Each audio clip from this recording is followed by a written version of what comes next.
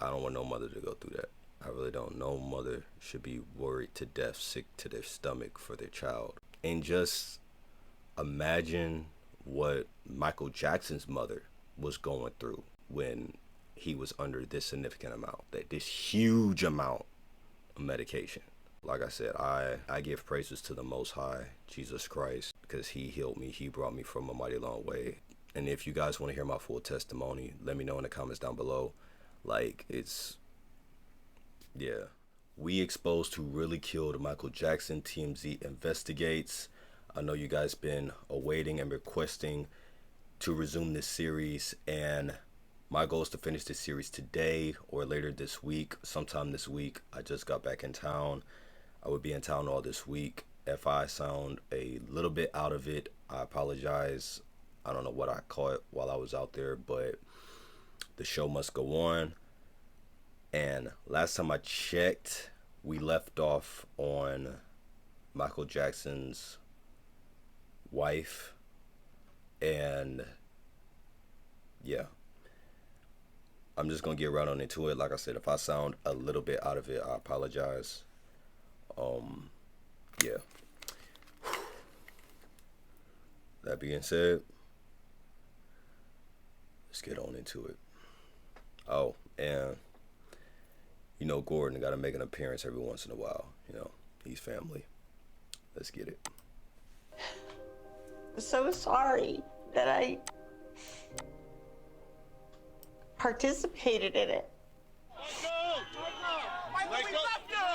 Michael had a lot of psychological problems. In addition to addiction, he suffered from body dysmorphia. He became a plastic surgery addict. He got his nose done, then he got it redone, then redone again. There's something called the body dysmorphic disorder. Has anyone here ever heard of that?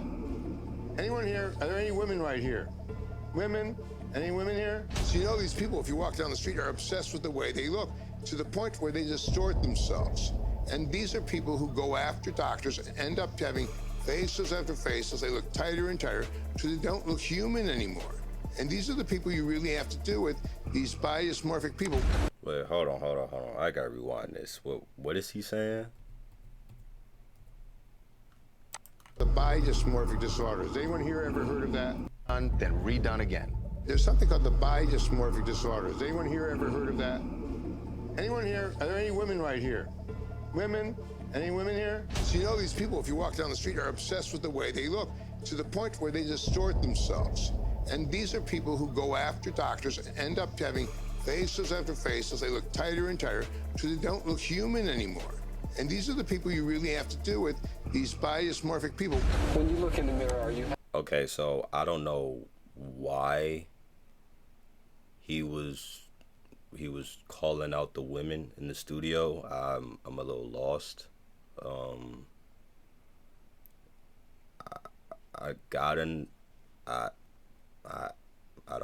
confused on that. Happy with what you see? In what way? Just when you look there, in terms of that, happy with what you see?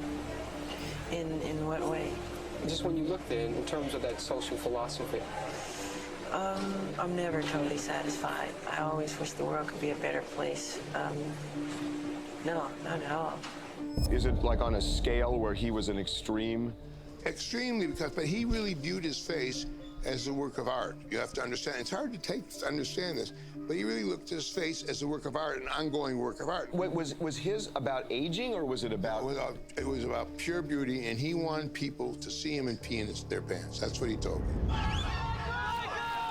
Huh. Michael came to see me. So when it comes to Mike, this is from a fan outside standpoint. Like, Michael Jackson had a skin disease, and really, I didn't really, as a fan, I didn't really think much of it. Like, he just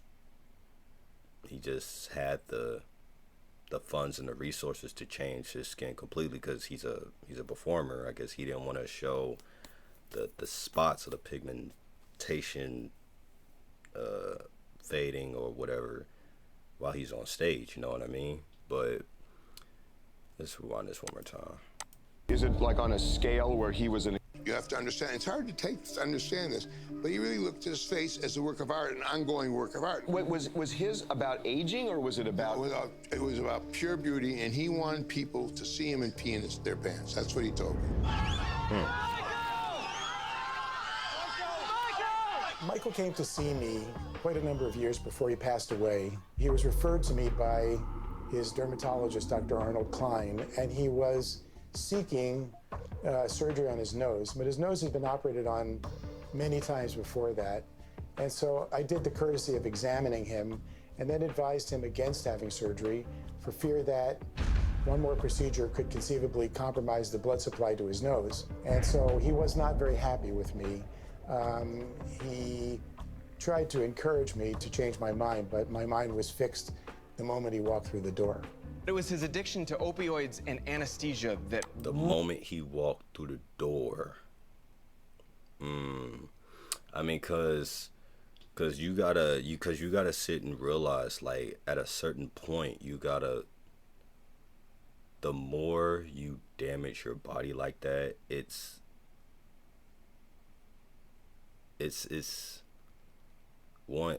gonna come back. It's gonna come back to haunt you. It's gonna come back to get you, because your body is not built for that. It's literally not. You know what I mean? And you can tell with Michael Jackson, and even the doctor could tell, like, because as soon as you walked in, like yo, you can't do anything more to your nose or to your body or anything. You just can't do that no more, because your body cannot take it, and it's not meant to take it. You know what I mean? So, but that's the thing, like, when it comes to the psychologic and the addiction and the bad habits, that is a whole different beast. It's a whole different beast, and I get it. It's super hard to break. It is, and it's honestly, when you sit back and look at it, it's really sad, for real. It is, you know, because I don't think nobody should do that and go through that. You know what I mean? really consumed him. So by day, Dr. Klein would shoot Michael up with Demerol, which, by the way, causes insomnia. By night, Dr. Murray would shoot him up with propofol. Michael Jackson never mentioned a single doctor to me who was treating him with opioids, propofol, or any of those substances. He made it look as though I was his sole physician. Dr. Arnold Klein addicted Michael Jackson to Demerol. And he will tell you that one of the insidious effects, the most difficult things about Demerol addiction and its withdrawal, is an inability to sleep. If I had known that Michael was going to a dermatologist's office or any doctor and being shot up or dripped up with opioids on a daily basis, there would be a two-step dance. One, he has a problem. Two, I take you to where you can be treated. And if you fail to do that, I am out. Michael's insomnia was drug withdrawal. That's the thing. Like when you see him walk out, I think if I remember correctly, it was this exact clip they was talking about it. Him walking into the doctor's office and he getting injected with so many needles with those drugs, and they walk out, and he walks out and he looks like a zombie. Being shot up or dripped up with opioids on a daily basis. That's scary, bro. That don't look normal. That don't look right. Like he shot up or dripped up with opioids on a daily basis. That's not normal. That doesn't look right. That's scary. Gives me an ick a little bit. It's sad, man. It would be a two-step dance. One, he has a problem. Two, I take you to where you can be treated. And if you fail to do that, I am out. Michael's insomnia was drug withdrawal. Let's be clear about that. He was an opiate addict, benzodiazepine addict. Those patients always have insomnia. And he found an interesting solution to his drug withdrawal, which is a barbiturate, in this case, propofol, which treats the drug withdrawal insomnia. It does it very effectively. It doesn't treat the addiction. It makes the addiction worse, and it threatens his life. So he's getting opioids during the day. He's withdrawing at night. So now we have somebody on continuous substances that are dangerous and inappropriate. It became known to me after Michael died that he had been at various facilities throughout the community for relatively trivial matters and placed under either general anesthesia or let's say sedation in order to do the sort of thing that you would do every day without any sort of medication or without anesthesia. There were a number of facilities and a number of different people involved. How are you, Michael? You're the best, Michael. How are you feeling? Thank you, brother. Thank you so much. Watch your butt. For more than 2 decades, Michael was using doctors to fuel his addiction. And if you think there's any way these doctors didn't know he was a hardcore drug addict who needed help. So let me go back a little bit. So I don't know if y'all noticed. I'm gonna try to stop this right here. Thank you, brother. Hold on. Thank you so much. Man, hold up. I'm trying to stop. Did y'all see that he was wearing a mask? How are you feeling? Thank you, brother. Thank you so much. There it is. Like right here.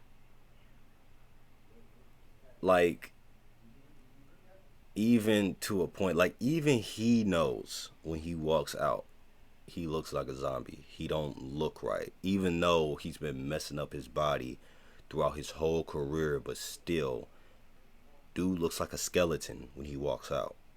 You know what I mean? Like, nobody should put their body through that, man. Like, I don't wish that upon nobody, dog. I really don't. For more than 2 decades, Michael was using doctors to fuel his addiction. And if you think there's any way these doctors didn't know he was a hardcore drug addict who needed help, that's just impossible. Michael Jackson had dozens of injection marks all over his body. Right. All over his body, dozens. Right. So he had a serious drug problem. Anyone who's gone to medical school and sees a patient with multiple puncture sites in the veins of their arms and legs, I mean, it hits you over the head. I mean, this person is clearly an addict. Michael, how are you? We found out that Michael was using out of hundreds of injections throughout all your veins, and they can see it over the years, like over some time. Did he say over some years? Right? Like, and you can still see it, like even I'm holding my arms like that's. I did go to Dr. Arnold Klein's office and wanted to interview him and get a copy of his medical records and find out what was going on. When I got to the office, his office, he supposedly was unavailable. Any comments, sir? Any comments, sir? What happened here today? Did you get the files you were looking for? We're still conducting our investigation. There is a security hold on the case. You're right. And I can't comment. So I went downstairs to the pharmacy and talked to the pharmacist, and the pharmacist gave me the whole list of what drugs he was taking and the aliases. I was shocked. I was shocked that this was going on.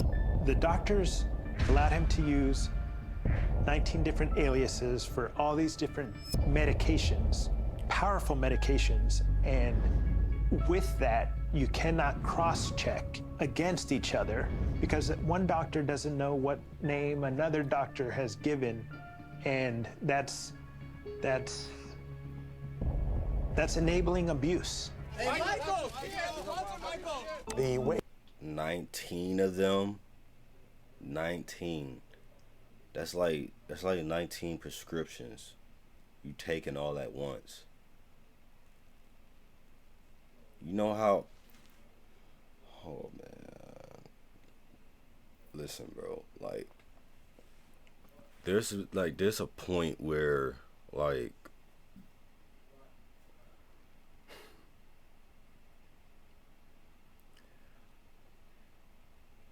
this is a story that I want to tell you guys, but I want to tell it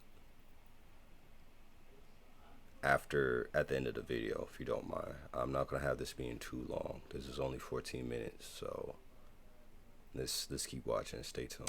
The way that Michael went about getting all these drugs was doctor shopping. He had multiple different doctors that he was involved with, and he would go to Dr. A and ask for a sedative, and then he'd go to Dr. B and may ask for the same one. And so by manipulating a series of different doctors, Michael accumulated an enormous amount of medication. What you're going to learn about Michael Jackson is that he had the habit of compartmentalizing relationships, packaging relationships, like spokes in a wheel. The wheel in his life turned, but the people that he associated with, the groups of people, were like spokes. They rarely, if ever, touched. When I put it all together, what I've learned since then, during and before the trial, Michael Jackson was a drug addict. And he was a master at manipulation, because I was manipulated by Michael.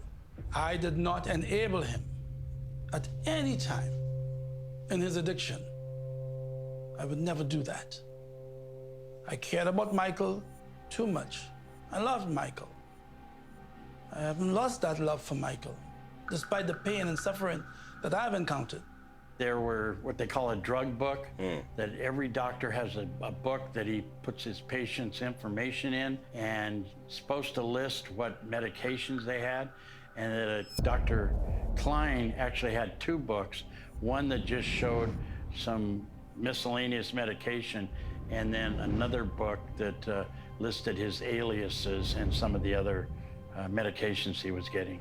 Through the investigation and in the trial, one of the things we found out, there was a pharmacy in Beverly Hills called Mickey Fine that he owed in excess of $100,000. And that pharmacy was on the ground floor of Dr. Arnold Klein, the same doctor that was infusing him with opioids on a daily basis.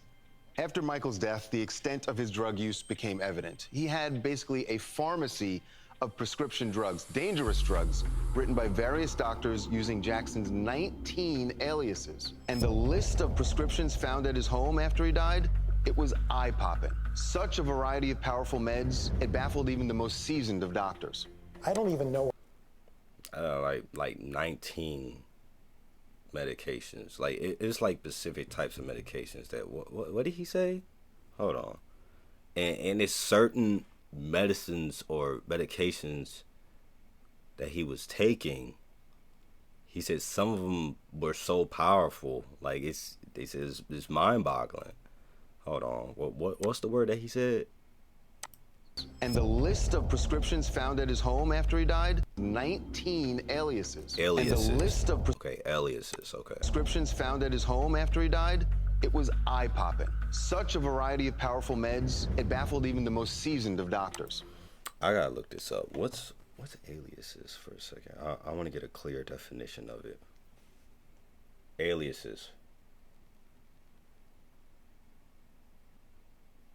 A false assumed identity, misidentity, introducing disorder, or error. Okay. I just wanted a clear definition of aliases. Okay. I don't even know what half of those drugs are. I mean, I looked at that list and I was amazed at how many drugs were found at the scene. The sheer number of prescriptions found at Michael's bedside when he died is just mind-boggling. 22 different meds prescribed by at least 4 different doctors from 4 different pharmacies. And a lot of these prescriptions didn't even have the patient's name or the doctor's name on the label. The labels were just blank. It's insane. Propofol, lidocaine, diazepam. It was blank. Now, what? Was the paper blank, or like the label on it was? Wait, hold on, hold up. Just blank, and have the patient's name or the doctor's name on the label. The labels were just blank. Yeah, it's insane. I wanted to make sure the label was blank. That can't be legal. That literally can't be legal, yo. That's insane. Like, I'm not no expert in the medical field or anything like that, but I assuming I am 100% sure that you have, as a doctor, you have to put the name of the medication, who it's for, the pharmacy it came from, the directions of use to take it, the doctor who prescribed it to you, like at least those 5, right? Like, I mean, just the fact that the labels had nothing, it was blank. That is scary and mind-boggling. Propofol, lidocaine, diazepam, nordiazepam, lorazepam, and midazolam. Opiates like Demerol, benzodiazepines like Ativan and Xanax, and the barbiturates like propofol, they eventually come together to suppress respirations, and people don't breathe, and then their heart stops. We're still looking for medical records involving Michael Jackson. Michael's addiction was much worse than the medical records that we were able to obtain or see. Were much greater that we'll never know. Roll down the window. It all comes back to the fact that Michael Jackson was one of the biggest stars on the entire planet. And all these doctors like Klein who treated him, they themselves became intoxicated. Celebrities can manipulate doctors to get what they want, no question about that. And it's been my experience that you have to be very resilient to their seduction, such that you don't treat them any differently than you would a non-celebrity. Michael is responsible to a great extent for his own demise, but he certainly had a lot of help in the medical community. It's sad that the doctors are caught up with the celebrity status, and that some of the celebrities are caught up, wanting to keep that doctor close. Some of the drug addicts, they're best friends with the person they're buying their heroin from, and they want to stay close to them. I don't think there's any question that Michael was a drug addict. I made 2 personal interventions on him, remember that. I got him off drugs twice in my lifetime. So there was an ongoing problem with him in the use of drugs. Now, when you're rich and you're famous in America, you can get anything you want. Because I think what we have here is a lot of bad medicine. We have some good medicine, but I think we have a whole bunch of bad medicine. A lot of people who didn't care whether Michael lived or died, as long as they made money off of him. And I think that was the biggest thing that this whole story is about, that we've seen the loss of integrity in many fields. There's a lot of folks who are to blame that have never had a reckoning for his death. Ever since I was born, Oh, bro. Daddy has been the best father you could ever imagine. This is sad.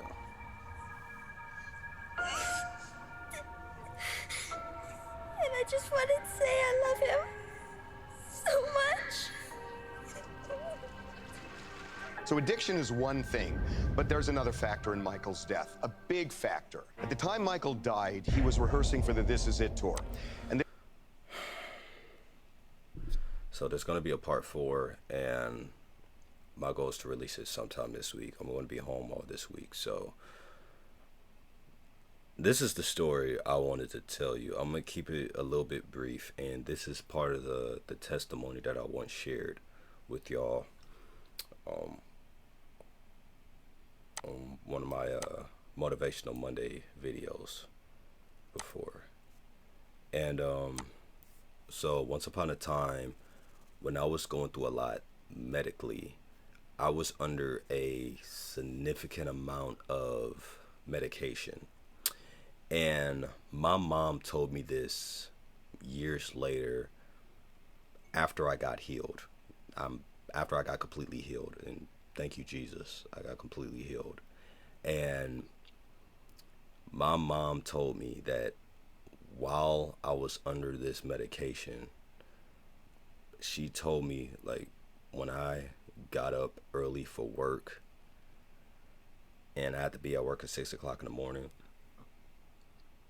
she told me that she used to be worried sick to her stomach for me every single day.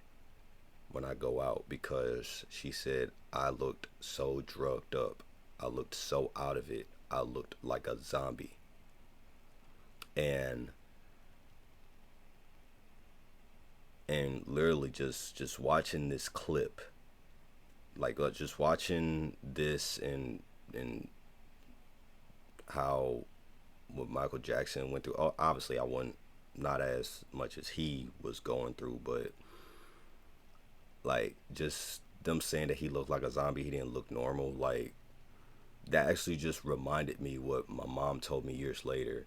Like, you know, when I got completely healed, like I said, this was my testimony. Thank you, Jesus. I'm completely healed. And when my mom told me this, like, she was so worried. She was so worried, sick to her stomach every single day. Like, I had to get up at 5 o'clock, 4:30, 5 o'clock in the morning. I had to be at work at 6 a.m. And she told me I looked so out of it. I looked so drugged up. I looked so like a zombie, so much like a zombie. Like, I didn't realize how worried she was. Like, I never realized that till years later, and it actually hit me very hard. And you know, for a mom knows what's wrong with her child. She knows she knows she knows that when her child is not looking right. You know what I mean? And I don't want, that hit me very deep, and I don't want my mom to go through that ever again. I really don't. I really don't. I don't want my mom to go through that. I don't want my father to go through that. I don't want none of the people who I love and care about to go through that. Like, that hit me very, very deep. Like it's, and the fact that I didn't know till years later, and I understand why she told me years later after I got completely healed. I understand that because I was already going through a lot. You know what I mean? And the fact that it hit me deep. It did. Like, I don't want no mother to go through that. I don't want no mother to go through that.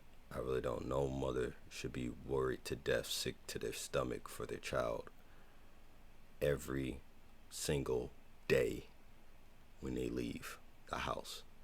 Even like, period. You know what I mean? Like, period.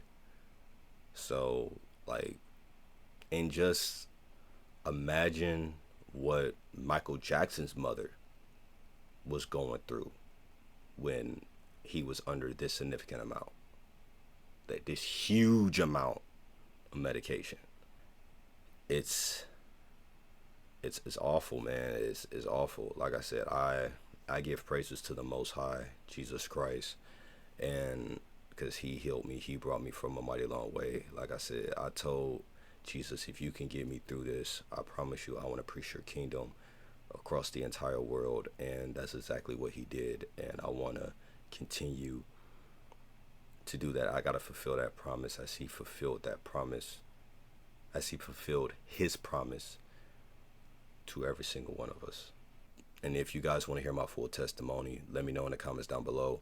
Like, it's, yeah, because that just hit me. Just watching parts of this clip just hit me deep. It did. So, post comments down below. Let me know what you all think about this video. Please do like, subscribe, and share. And my book, The Prodigy, is out now. Link description down below. The Prodigy 1, 2, and 3. And Lakira is out now. And The Windwalker is coming out soon. And the audiobook of my first book, The Prodigy, is in production, and I will be narrating it. Turn on those post notifications because it will be released on this channel, and I can't wait for you guys to listen. And yeah, I just thank you guys so much for all the love and support. I do. So I love y'all. Stay safe, and God bless. Whew. Alrighty.